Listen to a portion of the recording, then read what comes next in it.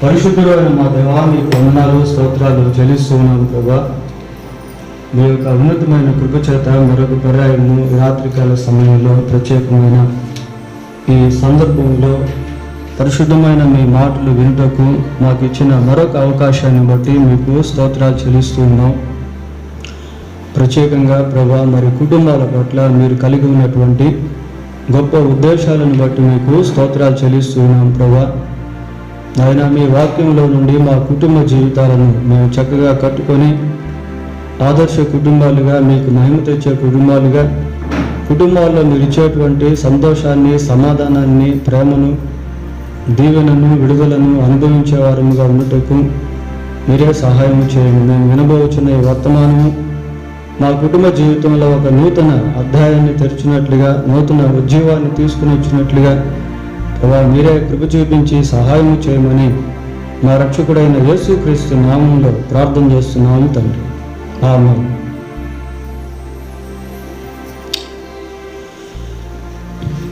పిల్లల బైబిల్ గ్రంథంలో ఆదికాండము 17వ అధ్యాయము 9వ వచనాన్ని మనం చదువుతున్నామండి.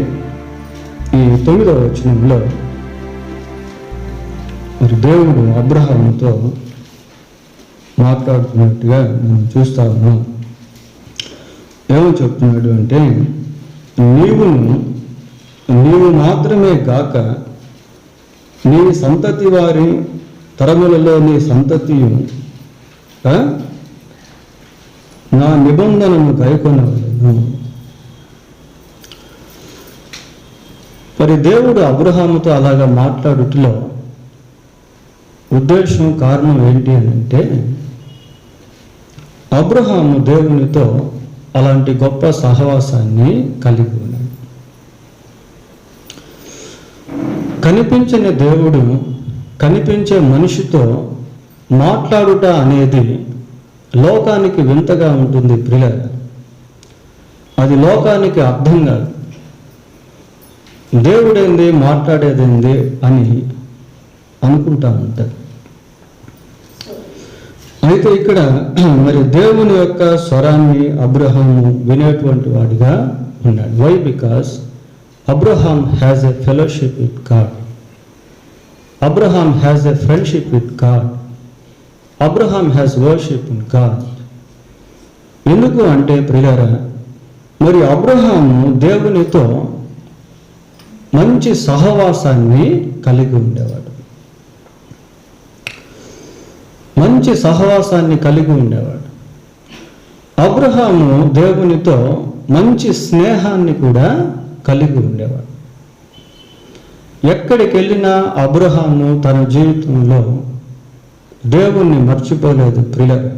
వెళ్ళిన ప్రతి ప్రాంతంలో కూడా ఒక బలిపీఠాన్ని కట్టేటువంటి వాడుక అబ్రహాము కలిగి ఉండేవాడు. బలిపీఠం కట్టేవాడు, అక్కడ దేవునికి ప్రార్థన చేసేవాడు. తాను ఎక్కడికి వెళ్తే అక్కడ అలాంటి క్రమాన్ని కలిగి ఉండటం వలన he never forgot God because of he's pattern. ఆ పద్ధతిని కలిగి ఉండటం వలన అబ్రహాము ఎన్నడూ దేవుణ్ణి మర్చిపోలేదు. మనం ఎక్కడ ఉంటే అక్కడ దేవుణ్ణి కలిగి జీవించుట అనేది చాలా ఇంపార్టెంట్ పిల్లలు. ఈ ఊరు కాక వేరే ఊరికి వెళ్ళినా, ఒక ప్రాంతం నుంచి మరొక ప్రాంతానికి వెళ్ళినా అక్కడ దేవుణ్ణి కలిగి ఉండుట అనేది చాలా ప్రాముఖ్యమైనటువంటిది. అబ్రహాము దేవునితో మంచి సహవాసాన్ని కలిగి ఉండేవాడు. అబ్రహాము దేవునితో మంచి స్నేహాన్ని కలిగి ఉండేవాడు. మనం యాకోబు రాసిన పత్రిక 2వ అధ్యాయం 23వ వచనాన్ని గమనించినట్లయితే అక్కడ ఒక మాట రాయబడింది. ఏంటి అంటే, కాబట్టి అబ్రహాము దేవుని నమ్మెను, అది అతనికి నీతిగా ఎంచబడింది, మరియు దేవుని స్నేహితుడని అతనికి పేరు కలిగింది. He is a friend of God. దేవుని స్నేహితుడిగా అబ్రహాము ఇక్కడ పిలువబడుతూ ఉన్నాడు ప్రియులారా. అబ్రహాము కుటుంబంలో he is the head of the family. కుటుంబంలో అబ్రహాము ఒక యజమానుడిగా ఉన్నాడు. భర్తగా ఉండే ప్రతి వ్యక్తి ఆ కుటుంబానికి ఒక శిరస్సు లాంటివాడు. ఈ రోజుల్లో ఆ వాల్యూస్ అనేటువంటిది కుటుంబ జీవితంలో కనపడటం లేదు. కొన్ని ఫ్యామిలీస్లో భర్త యొక్క అధికారం ఏమీ ఉండదు, అక్కడ భార్య యొక్క అధికారం ఉంటుంది పిల్లలు. కొన్ని ఫ్యామిలీస్లో పిల్లలు తల్లిదండ్రుల పైన అధికారులుగా ఉంటారు. ఏ కుటుంబంలో అయితే దేవుని యొక్క క్రమం అనేటువంటిది ఉండదో ఆ కుటుంబం డిసార్డర్గా ఉంటుంది, క్రమము లేనటువంటి కుటుంబంగా ఉంటుంది. అబ్రహాము తన కుటుంబ జీవితంలో మరి దేవుని యొక్క స్వరాన్ని వినేటువంటి అనుభవాన్ని కలిగి ఉన్నాడు ప్రియులారా. అబ్రహాము యొక్క జీవితాన్ని మనం గమనించినప్పుడు అబ్రహాము జీవిత యాత్ర దేవుని యొక్క స్వరంతో ప్రారంభించబడి దేవుని స్వరంతోనే ముగించబడింది. దేవుడు అబ్రహామును పిలిచినప్పుడు అబ్రహాము యొక్క జీవిత యాత్ర ప్రారంభించబడింది. కుటుంబంతో కలిసి దేవుడు చెప్పిన ప్రకారం అబ్రహాము బయలుదేరాడు. కుటుంబ జీవితంలో అబ్రహాము దేవుని యొక్క స్వరాన్ని వినేటువంటి అనుభవంలో ఉన్నాడు ప్రియులారా. ఏ విధంగా దేవుడు అబ్రహాముతో మాట్లాడాడు అని మనం ఆలోచన చేస్తే అదే 17వ అధ్యాయం మొదటి వచనం చదవండి.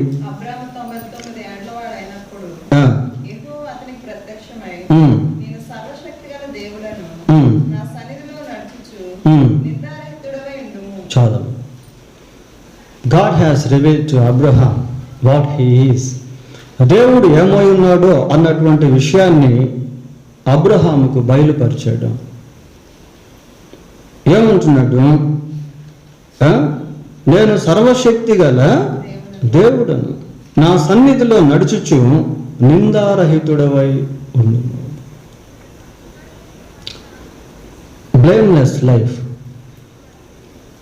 If you want to see the miracle of God, we need to have the spotless life, blameless life.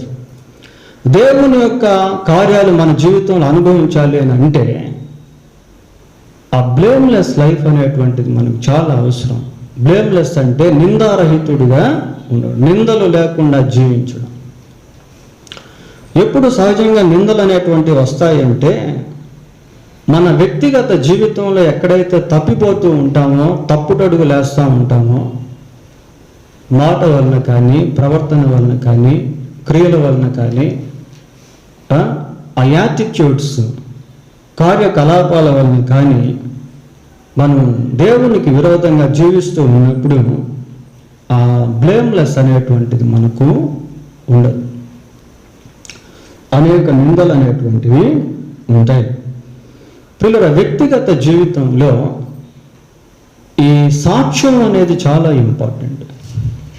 వ్యక్తిగత జీవితంలో నిందారహితమైనటువంటి జీవితాన్ని జీవించుట అనేది చాలా చాలా ఇంపార్టెంట్. యెహోషువ గ్రంథం 3వ అధ్యాయం, యెహోషువ గ్రంథం 3వ అధ్యాయము 5వ వచనాన్ని చదువుకుందాం ప్రియ. రేపు యెహోవా మీ మధ్య అద్భుత కార్యములను చేయును గనుక మిమ్మును మీరు పరిశుద్ధ పరచుకొనుడి.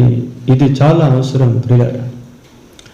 ఒక కుటుంబ జీవితం చక్కగా కట్టబడాలి అన్నా, ఒక వ్యక్తిగత జీవితం చక్కగా కట్టబడాలి అన్నా, ఆ వ్యక్తిగత జీవితంలో హోలీనెస్ అనేది చాలా ఇంపార్టెంట్. కుటుంబాలు పతనావస్థకి దారి తీసేదానికి కారణం ఏంటి అంటే వ్యక్తిత్వంలో సరైన మార్పు అనేటువంటిది లేకపోవటం పిల్లలు.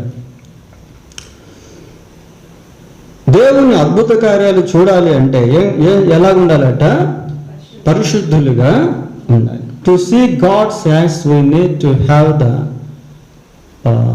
blameless life. పిల్లల దేవుని కార్యాలు మన జీవితంలో జరగాలి అంటే మనం నిందారహితులుగా ఉండాలి. ఈ విధంగా దేవుడు అబ్రహాముతో తన వ్యక్తిగత జీవితం గురించి మాట్లాడాడు. తరువాత తన భార్య అయినటువంటి శారాను గురించి కూడా దేవుడు మాట్లాడాడు. చూడండి, 21వ అధ్యాయము ఆదికాండము 12వ వచనాన్ని చదువుకుందాం పిల్లరా.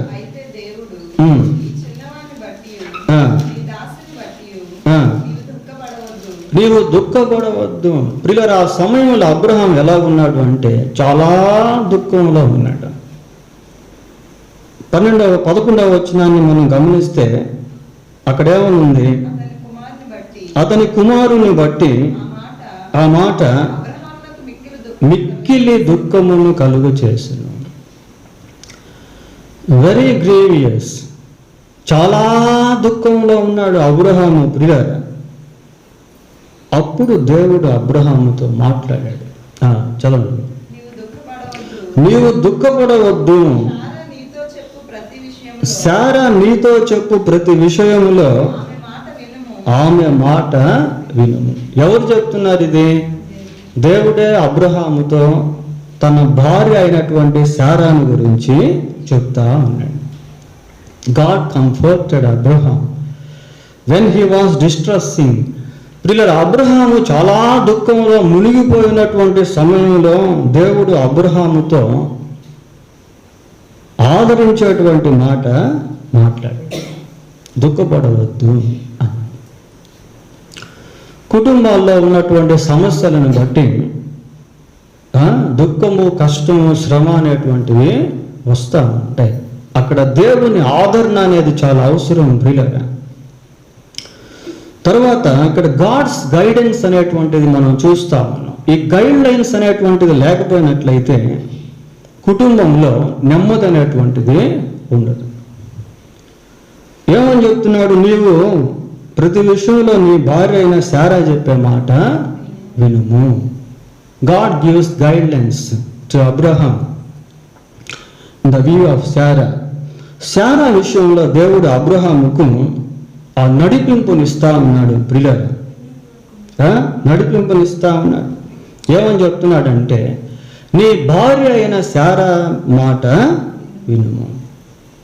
ఎందుకు అంటే, శారా చెప్పినటువంటి మాట అబ్రహాము వినకపోయినట్లయితే ఆ కుటుంబంలో గొడవలు అనేటువంటివి ఉంటాయి, ఆ కుటుంబంలో తగాదాలు అనేటువంటివి ఉంటాయి, ఆ కుటుంబంలో విడిపోయేటువంటి అవకాశాలు కూడా ఉంటాయి, ఆ కుటుంబంలో డిస్యూనిటీ అనేటువంటిది పనిచేస్తూ ఉంటుంది, ఆ కుటుంబంలో నైతిక విలువలు అనేటువంటివి అంతరించిపోతాయి. అలాంటివి జరగక మునిపే దేవుడు అబ్రహాముతో అతని భార్య అయినటువంటి శారాను గురించి మాట్లాడాడు. ప్రియులారా, ఒక భర్తతో దేవుడు తన భార్యను గురించి మాట్లాడినప్పుడు ఆ భర్త దేవునికి లోపడితే ఆ కుటుంబంలో సమాధానం అనేది ఉంటుంది, ఆ కుటుంబంలో సంతోషం అనేటువంటిది ఉంటుంది, ఆ కుటుంబంలో ఏ విధమైనటువంటి ప్రశ్నలు ఉన్నాయో ఆ ప్రశ్నలకు జవాబులు అనేటువంటివి దొరుకుతాయి. ప్రియులారా, అబ్రహాం ఈజ్ ఇన్ డైలమా. ఏం చేయాలో అర్థం కావట్లేదు. హాగర్ని పంపించేయమని చెప్తా ఉంది శారా. మరి పంపించాలా వద్దా తెలియదు. అటువంటి సమయంలో దేవుడు అబ్రహాముతో మాట్లాడాడు. ప్రియులారా, మాట్లాడాడు. 13వ వచనం కూడా చూడండి.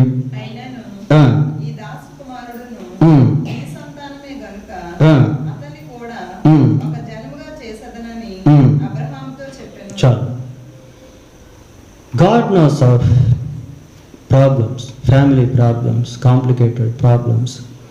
ప్రియులారా, దేవుడు ఆ కుటుంబంలో ఎటువంటి సమస్య ఉంది అనేది క్షుణ్ణంగా పరిశీలించి దాని గురించి అబ్రహాముతో మాట్లాడుతూ ఉన్నాడు. అబ్రహాము ఎందుకు దుఃఖపడ్డాడు అంటే ఇష్మాయేలు విషయంలో దుఃఖపడుతూ ఉన్నాడు. అక్కడ ఒక విధమైనటువంటి గ్యాప్ అనేది కనిపిస్తూ ఉంది. ప్రియులారా, what should I do in the case of Ishmael విషయంలో నేను ఏం చేయాలి? అలాంటి సందర్భంలో దేవుడు అబ్రహాముతో మాట్లాడు. వాస్తవానికి అబ్రహాముకి ఇష్మాయేలు విషయంలో చాలా భారం అనేటువంటిది ఉండేది ప్రియులారా. చూడండి 17వ అధ్యాయము 18వ వచనాన్ని చదువుకున్నాం.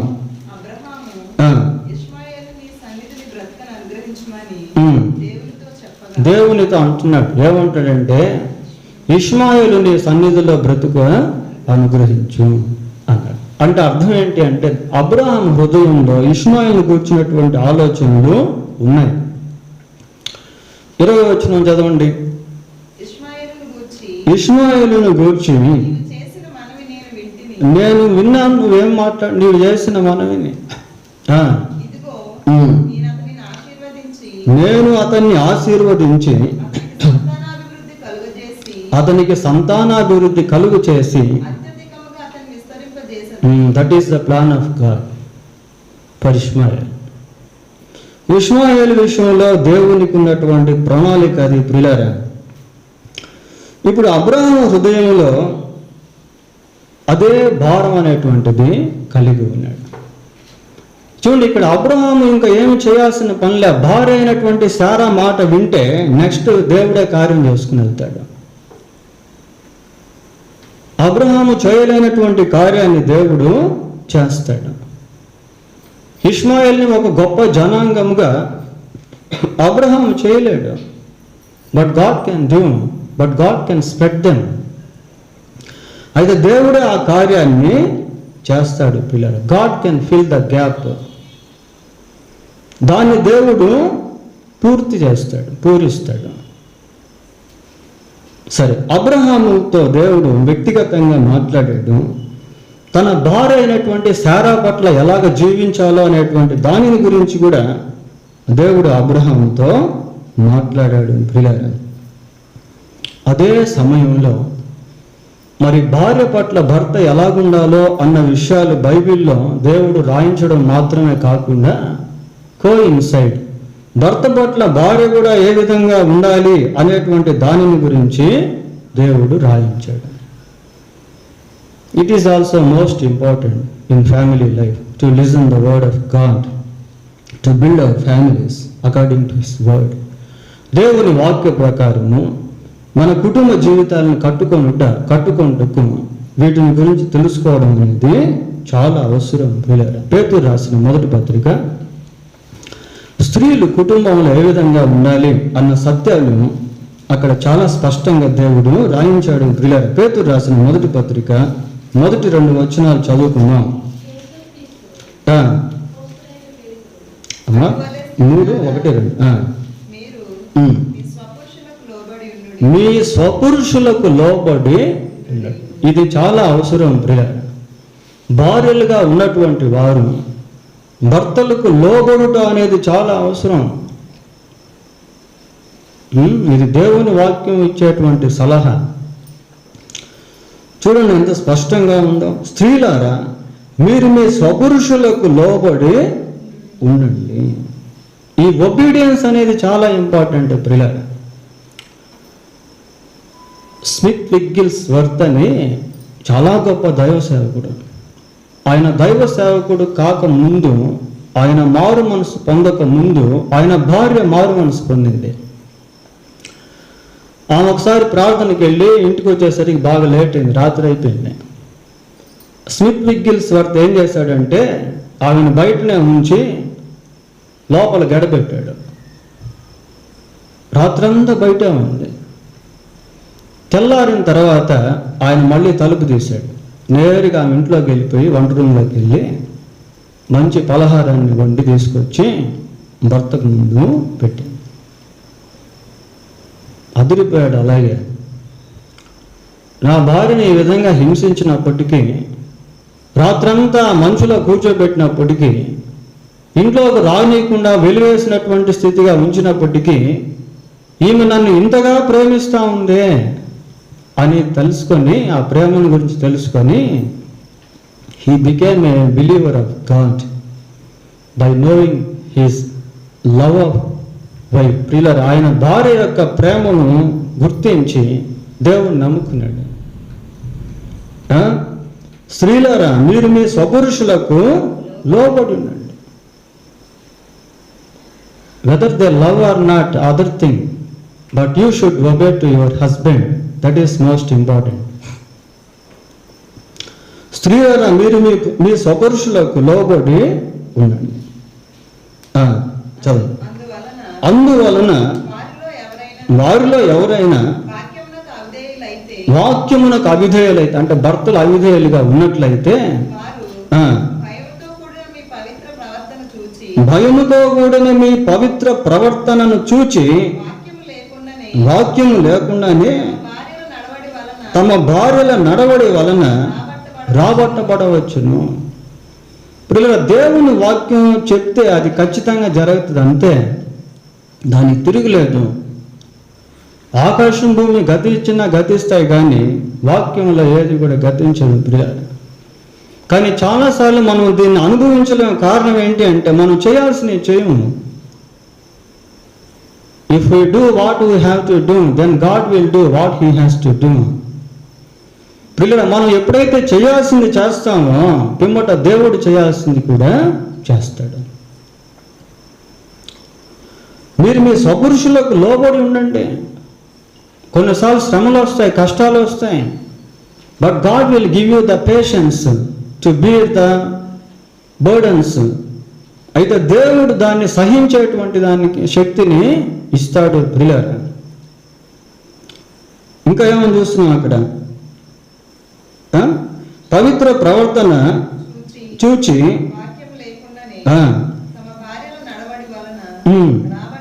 రాబట్టబడవచ్చును. 4వ వచనం కూడా చదవండి. సాధువైనట్టు మృదువైనట్టునైనా గుణమును అక్షయ అలంకారము గల మీ హృదయపు అంతరంగ స్వభావం, అది చాలా అవసరం పిల్లలు. మనకు కావాల్సిన, మన జ్ఞానం కావాల్సింది ఎక్కడ అంటే ఈ మెదడులో కాదు, అంతరంగంలో జ్ఞానం కావాలి. బైబిల్లో మనం చూస్తాం, ఆంతర్యంలో నాకు జ్ఞానాన్ని నేర్పించు అంటాడు. అంతరంగం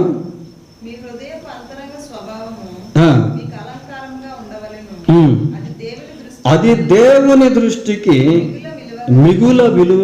వాల్యూస్ ప్రియులారా, వాల్యూస్.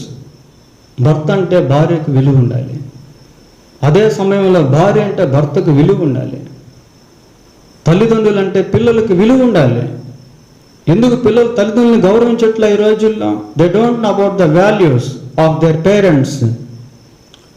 పిల్లలకి తల్లిదండ్రులు అంటే విలువ ఉండటం వల్ల ఈ రోజుల్లో ఎటపడితే అటు మాట్లాడుతూ ఉన్నారు, నిక్ నేమ్స్ పెట్టి పిలుస్తూ ఉన్నారు. ఈ వాల్యూస్ చాలా ఇంపార్టెంట్ బ్రిలరా.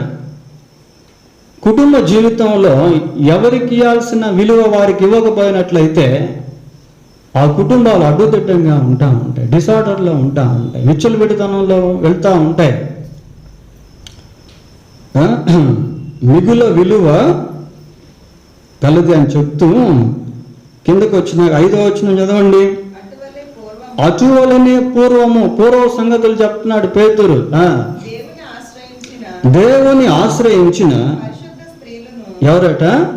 పరిశుద్ధ స్త్రీలు. పరిశుద్ధ స్త్రీలు, హోలీ ఉమెన్. పరిశుద్ధ స్త్రీలను తమ స్వపురుషులకు లోబడి ఉండుట చేత తమ్మును తాము అదే అలంకరణ. అంటే ఈ అవుట్వర్డ్ అపీరెన్స్ కాదు ప్రియులారా. ఈ బ్యూటీ పార్లర్కి వెళ్ళడం, అక్కడ అపీరెన్స్ చేసుకోవడం, అది కాదు ఇంపార్టెంట్. భర్తకు లోబడి ఉంటే అదే నీకు అలంకరణ. That is the spiritual beautifulness.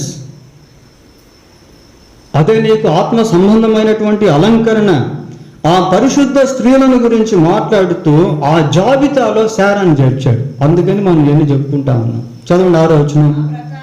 ఆ ప్రకారము శారా అబ్రహామును యజమానుడా అని పిలుచుచు అతనికి లోబడి, అది మనకు ఆదికాండంలో కనబడదు.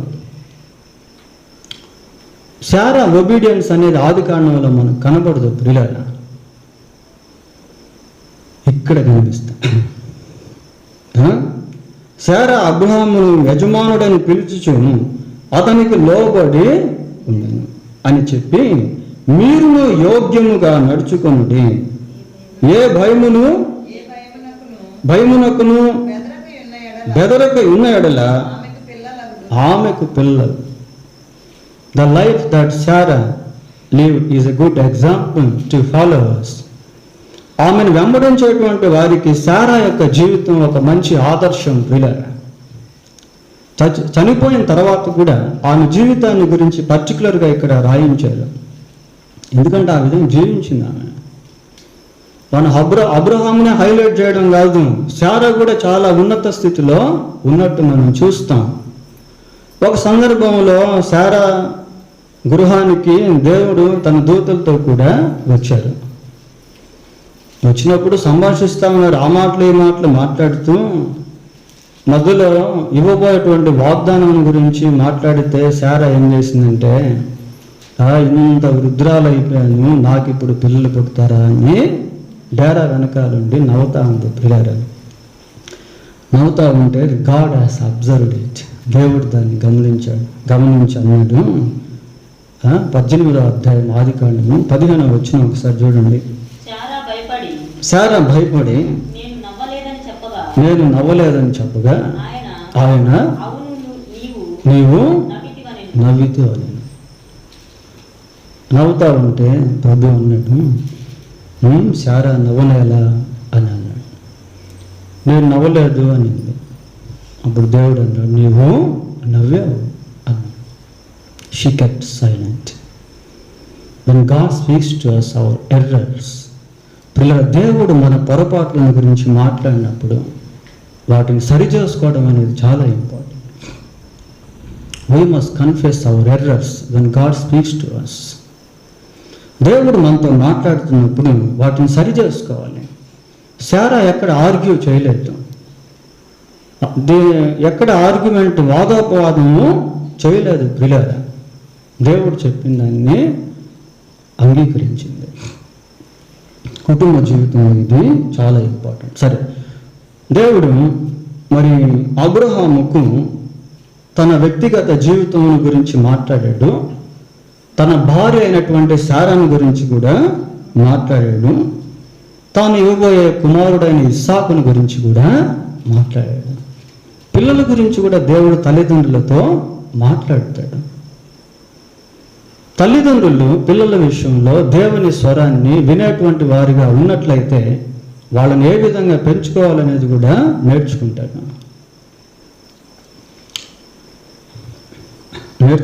పిల్లలు.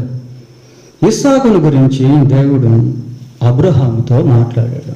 చూడండి, అదే ఆదికాండము 15వ అధ్యాయము 4వ వచనం.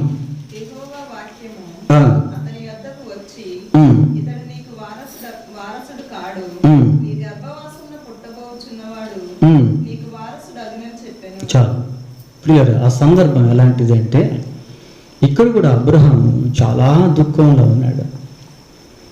అబ్రహాం దగ్గర ఒక దాసుడు ఉన్నాడు, ఎలియాజరు. అతని గురించి ఆలోచిస్తూ ఉన్నాడు. దేవుడు నాకు ఎంతో ఆస్తి ఇచ్చాడు, కానీ సంతానము లేదే, మరి ఈ ఆస్తికి అంతా కూడా ఎలియాజరే ఆస్తికర్త అవుతాడు కదా అని దుఃఖపడుతూ ఉన్నాడు. ప్రియులార, 2వ వచనం చూడండి.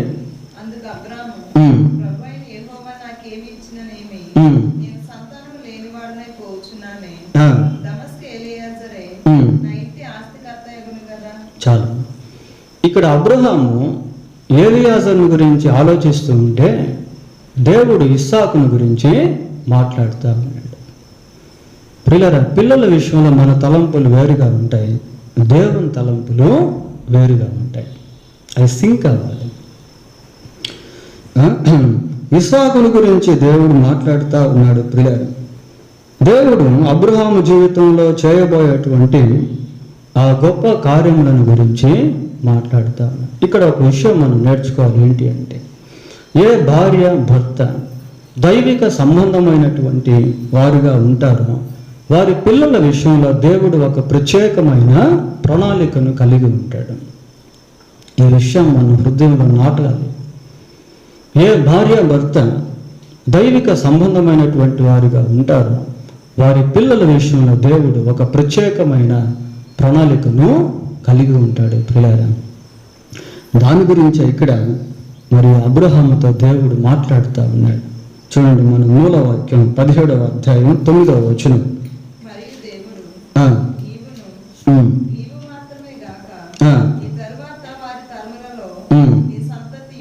నీ సంతతియు. God spoke to Abraham about his son Isaac. ఇస్సాకును గురించి దేవుడు అబ్రహాముతో మాట్లాడుతూ ఉన్నాడు ప్రియులారా.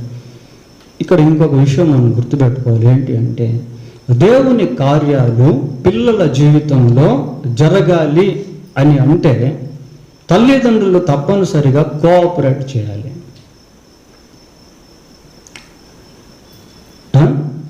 దేవుని కార్యాలు బిడ్డల జీవితంలో జరగాలి అంటే తల్లిదండ్రులు దానికి సహకరించేటువంటి వారుగా ఉండాలి. ఏ కుటుంబంలో అయితే అలాంటిది ఉంటుందో ఆ కుటుంబంలో దేవుని యొక్క ఉద్దేశాలు నెరవేర్చబడతాయి. అబ్రహాముతో దేవుడు వ్యక్తిగతంగా మాట్లాడాడు, మరి భార్యను గురించి మాట్లాడాడు, కుమారుని గురించి కూడా మాట్లాడాడు. కుమారుని విషయంలో దేవునికి ఉన్నటువంటి తలంపులను దేవుడు అబ్రహాముతో చెప్పాడు. చూడండి, 17వ అధ్యాయము 19వ వచనం. దేవుడు నీ భార్య అయిన సారా నిశ్చయంగా నీకు కుమారుని కన్ను, నీవు అతనికి ఇస్సాకు అని పేరు పెట్టుదు. నీవు అతనికి ఇస్సాకు అను పేరు పెడతావు. పుట్టక ముందే పుట్టేటువంటి బిడ్డకు పెట్టేటువంటి పేరుని గురించి దేవుడు తెలియజేశాడు ప్రియులారా. ఏ పేరైతే పెట్టాలన్నాడో అదే పేరు అబ్రహాము పెట్టాడు. 21వ అధ్యాయం 3వ వచనం చదవండి.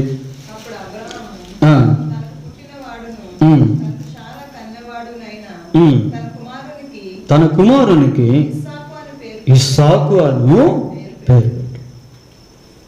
పేరుదేముందిలేండి అని అనుకుంటారు కొద్దిమంది. ప్రియరా, చిన్న విషయంలో కూడా దేవుని చిత్తాన్ని వెతకటం అనేది చాలా ఇంపార్టెంట్. పేరు చాలా పవర్ఫుల్, తెలుసా మీకు? ఒక్కసారి తల్లిదండ్రులు బిడ్డకు పేరు పెడితే చనిపోయేంత వరకు ఆ పేరే ఉంటుంది. స్కూల్లో చేర్పిస్తే ఆ పేరే, కాలేజీలో చేర్పిస్తే ఆ పేరే, ఉద్యోగానికి వెళ్తే ఆ పేరే. చనిపోతారు చూస్తారా, ఆ డెత్ సర్టిఫికేట్ కూడా ఆ పేరే రాస్తారు. కొన్నిసార్లు మనం చిన్న చిన్న విషయాలు అంత పట్టించుకోం, ఏదైతే ఉందండి అనుకుంటాం. వితౌట్ ప్రేయర్, ప్రార్థన చేయకుండానే కొన్ని డిసిషన్స్ మనం పిల్లల విషయంలో తీసుకుంటాం. ఎందుకంటే పిల్లలు మన అండర్టేకింగ్లో ఉంటారు కాబట్టి, వాళ్ళు మైనర్స్గా ఉంటారు కాబట్టి వాళ్ళ మీద మనం రైట్స్ ఉపయోగిస్తూ ఉంటాం. Prayer, you have no any right over your child because he has been given to you by God. వాస్తవానికి నీకు ఇవ్వబడినటువంటి పిల్లలు దేవుని ద్వారా ఇవ్వబడ్డారు. వాళ్ళ మీద నీకు అధికారం అనేది లేదు, కానీ దేవుడు వాళ్ళ మీద నీకు అధికారం ఇచ్చాడు. గర్భఫలం యెహోవా ఇచ్చు బహుమానం, కుమారులు ఆయన అనుగ్రహించు స్వాస్థ్యం. పిల్లల్ని ఏ విధంగా దండించాలో అనేది కూడా బైబిల్లో దేవుడు స్పష్టంగా ఎటపడితే అటు కొట్టకూడదు. కొద్దిమంది చనిపోయేటట్టు కొడతారు ప్రియులారా, సస్తే మేలు అనుకుంటా ఉంటా. అవన్నీ రాకూడదు నోట్లో ఆ మాటలు, శాపగ్రస్తమైన మాటలు. పిల్లల్ని ఎట్టబడితే కొట్టడం, ఎట్టబడితే తిట్టడం, ఎట్టబడితే శపించడం, అవన్నీ చేయకూడదు.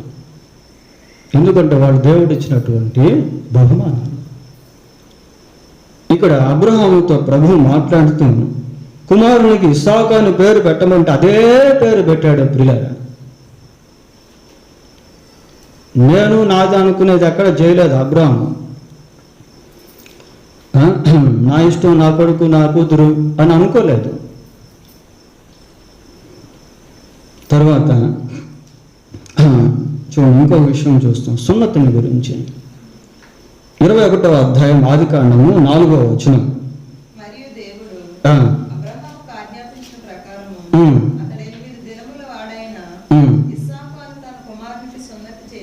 సున్నతి చేశాను. సర్కంషన్. పిల్లలు, ఈ సున్నతి అనేటువంటిది పాత నిబంధనలో చెప్పబడింది, కొత్త నిబంధనలో దానికి పర్యాయంగా బాప్తిసం అనేటువంటిది చెప్పబడింది. పిల్లలు, బాప్తిసం గురించి పిల్లలకు చెప్పాలి. బాప్తిసం అంటే బాప్తిసం అనేది కాదు, బాప్తిసానికి ముందు మారు మనసు అనేటువంటిది ఉంటుంది, దాని గురించి టీచ్ చేయాలి పిల్లలకి. What is the repentance? మారు మనసు అంటే ఏంటి? యేసుక్రీస్తు ఎవరు? పరలోకం ఎలాగుంటుంది? నరకం ఎలాగుంటుంది? We have to explain about the divine things to our children so that they can understand, comprehensive. వాళ్ళు వాటిని గ్రహించడానికి వాటిని చెప్పాలి, టీచ్ చేయాలి. నరకమును గురించి చెప్పాలి, వాళ్ళ ఆత్మను గురించి చెప్పాలి. ఇవన్నీ ఎప్పుడైతే టీచ్ చేస్తా ఉంటే వాళ్ళతో దేవుడు మాట్లాడతాడు. Then they will repent. అప్పుడు వాళ్ళు మారు మనసు పొందుతారు. వాళ్ళని ఎంకరేజ్ చేయాలి. దైవ భక్తికి సంబంధించిన విషయంలో వాళ్ళని ప్రోత్సహించాలి. ప్రియులారా, వాళ్ళు ఎప్పుడైతే మారు మనసు పొందుతారో నువ్వు ఫ్రీ అయిపోతావు. నువ్వు ఇంకా వాళ్ళని తిట్టాల్సిన పనిలే, కొట్టాల్సిన పనిలే. ఎందుకంటే వాళ్ళు మారు మనసు పొందిన తర్వాత నీ దగ్గర కాదు, దేవుని దగ్గర నేర్చుకునేటువంటి వాళ్ళుగా ఉంటారు. నేను మారు మనసు పొందకముందు భయంకరమైన బూత్ మాటలు మాట్లాడేవాడిని. మా అమ్మ నన్ను ఎన్నోసార్లు కొట్టింది, అయినా కూడా నేను మానలేదు. నేను మారు మనసు పొందిన తర్వాత నా నోట్లో ఎప్పుడు బూత్ మాట్లాడలేదు. My mother is free. పిల్లలు, మారు మనసు పొందిన తర్వాత పిల్లలు ఎలాగుంటారు అంటే దేవుని యొక్క రాజ్యాన్ని స్వతంత్రించుకునే వాళ్ళుగా మారుతారు. దేవుని యొక్క నిత్యత్వంలోనికి వెళ్ళేటువంటి వారుగా మారుతారు. దేవుని ద్వారా నడిపించబడేటువంటి వారుగా మారుతారు. దేవుని సన్నిధిలో ప్రార్థన చేసుకునేటువంటి వారుగా మారుతారు. దేవుని మీద ఆధారపడేటువంటి వారుగా మారుతారు. దేవుని దగ్గర నుండి పొందుకునేటువంటి జ్ఞానాన్ని, తలాంతులను పొందుకుంటారు. God will give them wisdom, knowledge. బైబిల్లో ఒక మాట ఉంది, ఏమనుందంటే బుద్ధి జ్ఞాన సర్వసంపదలు క్రీస్తునందు గుప్తములై ఉన్నవి. చక్కగా ఎదుగుతారు. టీనేజ్ వయసులో వాళ్ళు దేవుని నమ్ముకుంటే, మారు మనసు పొందితే తల్లిదండ్రులకి ఎంత సంతోషమో తెలుసా, ఎంత ఆనందమో. అలాగే వాళ్ళ కోసం ప్రార్థన చేయాలి, ఆ విధంగా వాళ్ళకి టీచ్ చేయాలి. వాళ్ళు మారు మనసు పొందిన తర్వాత బాప్తిసం తీసుకుంటారు. వాళ్ళ అవసరతలను దేవుని సన్నిధికి తీసుకుని వెళ్తారు. వాళ్ళ ముందు మీ అవసరతల గురించి కూడా దేవుని సన్నిధిలో ప్రార్థన చేయాలి. ప్రార్థన చేయాలి. కుటుంబ ప్రార్థనలో వాళ్ళు వింటూ ఉండగా మీ అవసరతలు దేవునికి చెప్పాలి. Then they can understand about our need. పిల్లలు, ఇవన్నీ కూడా చాలా అవసరం. తరువాత ఇంకా ఇస్సాకుని గురించి దేవుడు ఏమని చెప్పాడంటే 22:2 చూడండి. ఆదికాండం 22:2. అప్పుడు ఆయన, నీకు ఒక్కడైన నీ కుమారుని అనగా నీవు ప్రేమించి ఇస్సాకును తీసుకొని మోరియా దేశమునకు వెళ్ళి అక్కడ నేను నీతో చెప్పబో పర్వతములలో. చాలు. ఇక్కడ ఒక బిటర్నెస్ అనేది మనం చూస్తాం బ్రిలర్. ఒక చేదైనటువంటి అనుభవం గుండా దేవుడు ఇస్సాకు విషయంలో అబ్రహామును తీసుకుని వెళ్తా ఉన్నాడు. అది అనుభవంలాగా కనిపించిందే కానీ వాళ్ళు అది అనుభవించలేదు. సౌఖ్యమే కాదు, కష్టాలు కూడా ఉంటాయి, శ్రమలు ఉంటాయి. కొద్దిమంది పిల్లలకి ఆహారం విలువ తెలియదు, ఎందుకంటే వాళ్ళకి పేదరికం అనేది తెలియదు కాబట్టి, ఆకలి అంటే ఏంటో తెలియదు కాబట్టి. పిల్లలకి నేర్పించాలి, అవి కూడా వేస్ట్ చేయకూడదని చెప్పాలా. ఆహారం విషయంలో, డబ్బు విషయంలో, చెడు సంబంధమైన సహవాసాల విషయంలో, చెడు సంబంధమైనటువంటి అలవాట్ల విషయంలో వాళ్ళకి నేర్పించాలి. కుటుంబంలో ఉండే కష్టాలు, శ్రమలు, బాధలు, ఇరుకులు, ఇబ్బందులు ఎలాగుంటాయో అనేది ఆ అనుభవం గుండా వాళ్ళని నడిపించాలి. Then they will learn the lessons of bitterness. ఆ చేదైనటువంటి అనుభవాల్లో వాళ్ళు చాలా నేర్చుకుంటారు. ఇలా ఇక్కడ అటువంటిది మనము చూస్తాము. పోతే వివాహాలు, దేవుడు అబ్రహాముకు వ్యక్తిగత జీవితం గురించి మాట్లాడాడు, భార్యని గురించి మాట్లాడాడు, కుమారునికి ఏ పేరు పెట్టాలో దాని గురించి మాట్లాడాడు, కుమారుని ఏ విధంగా నడిపించాలో దాని గురించి మాట్లాడాడు. కుమారుని యొక్క వివాహం గురించి కూడా అబ్రహాము కంటే ముందే దేవుడు ప్రణాళిక చేశాడు. ప్రియులారా, God knows our future. He has the distance vision. దేవుడు మన పిల్లల యొక్క భవిష్యత్తును ఎరిగినటువంటి వాడు. ఈ ఇన్సిడెంట్ ఎప్పుడైతే జరిగిందో, ఏది ఆదికాండం 22వ అధ్యాయంలో ఆ కిందకు వచ్చేసరికి ఒక మాట మనం చూస్తాం. పిల్లలు 20 వచనం చదవండి. 22:20.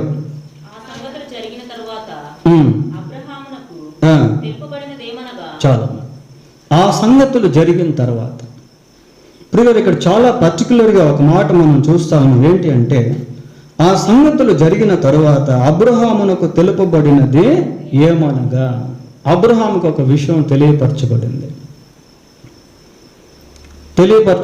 ప్రియులారా, ఆ తెలియపరచబడినటువంటి విషయంలో కొంచెం కిందకు చదువుకుంటే 22వ వచనం చదవండి.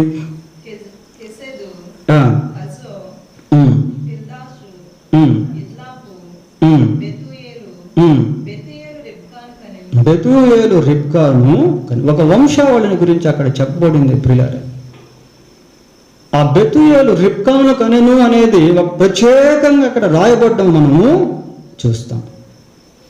బెతూయేలు రిబ్కాను కనెను అంటే ఆ రిబ్కా ఇస్సాకుకు భార్యగా కాబోతుంది. ఇక్కడ కూడా మనం కొంచెం ఆగి ఆలోచన చేయాలి. అబ్రహాము ఇస్సాకును మోరియా పర్వతం మీద తీసుకువెళ్ళే సమయంలో ఇస్సాకుకు దాదాపు 20 సంవత్సరాల వయసు ఉంది. 20 సంవత్సరాల వయసు ఉంది ప్రియులారా. అయితే అదే ఇస్సాకు వివాహం అయ్యే సమయంలో ఎన్ని సంవత్సరాలు తెలుసా?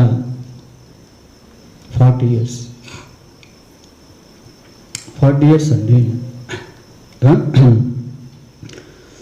చూడండి, బైబిల్ 25వ అధ్యాయము 20వ అధ్యాయము 20వ వచనం.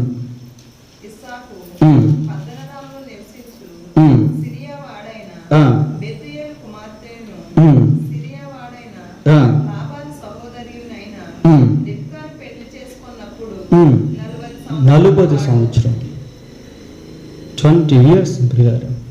అలాగని 40 yearsకి దేవుడు పెళ్లి చేస్తా అనుకోవాలండి. అప్పుడు జనరేషన్ వేరు, అప్పుడున్న టైం లైన్ వేరు. అప్పుడు ఒక్కొక్కరు 120 సంవత్సరాలు బ్రతికేవాడు, 127 సంవత్సరాలు బ్రతికేవాడు, 130 సంవత్సరాలు బ్రతికేవాడు. ఇంకా దానికి ముందు వెళ్తే 900 సంవత్సరాలు బ్రతికారు. ఇప్పుడు మన మన మన స్థితి చాలా తక్కువ. ఏమని చెప్తుంది బైబిల్లో? 70 సంవత్సరాలు అధిక బలం ఉంటే 80 సంవత్సరాలు. ఇక్కడ మనం గమనించాల్సింది ఏంటి అంటే, చెప్పిన తర్వాత దాదాపు 20 years అక్కడ గ్యాప్ వచ్చింది ప్రియారు. దేవుడు సరైన సమయంలో తన కార్యాన్ని ఎక్కడ తొందరపడాల్సిన పనే లేదు. Everything we should submit to God and wait for his clock. అన్ని దేవునికి సమర్పించి దేవుని సమయం కోసం ఎదురు చూస్తూ ఉండాలి. ఇది చాలా ఇంపార్టెంట్. మనం చేయలేనటువంటి కార్యాలను దేవుడు చేస్తాడు.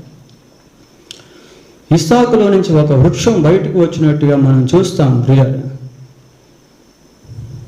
ఇస్సాకు యాకోబును జన్మనిచ్చాడు. యాకోబు నుంచి 12 ట్రైబ్స్ అనేటువంటి గోత్రాలు వచ్చాయి, క్లాన్స్.